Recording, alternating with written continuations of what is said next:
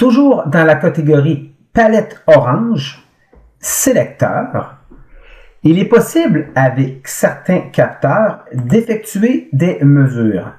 Et là, on parle ici de deux capteurs, soit les deux premiers du haut, le capteur de couleur et le capteur bouton de la brique.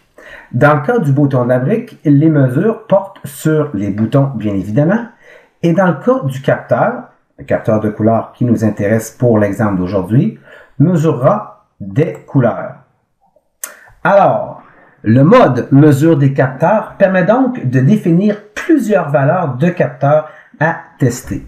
Et on peut ainsi attribuer une condition différente à chaque valeur. Dans le cas qui nous intéresse, j'ai un robot muni d'un capteur de couleur dirigé vers le sol.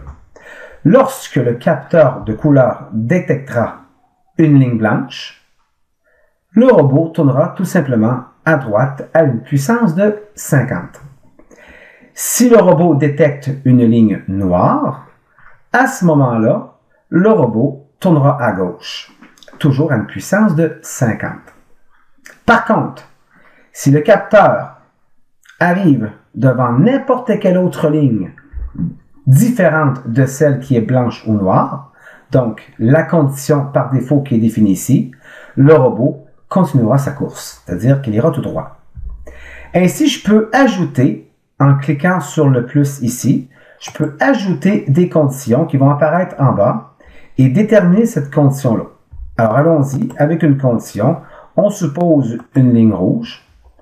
J'y insère un bloc déplacement, ici, et je vais demander tout simplement au robot de faire, tiens, allons-y avec un virage, tout simplement vers l'arrière. On va demander à mon robot de reculer, donc aller vers l'arrière, lorsque le capteur de couleur détectera une ligne rouge. Voilà. Alors, j'ai 4 conditions. Je dois en sélectionner une par défaut. Alors, si je clique sur le point ici, je sélectionne le blanc. Je peux sélectionner le noir comme condition par défaut. Mais ce qui nous intéresse dans l'exemple qui suit, c'est que n'importe quelle autre couleur autre que le blanc, le noir et le rouge, donc condition par défaut, à ce moment-là, le robot poursuivra sa route, donc il ira tout droit. Ce sélecteur, toujours comme dans l'exemple précédent, se situe dans une boucle qui, dans ce cas-ci, roule à l'infini. Alors voilà pour l'utilité du sélecteur multiple.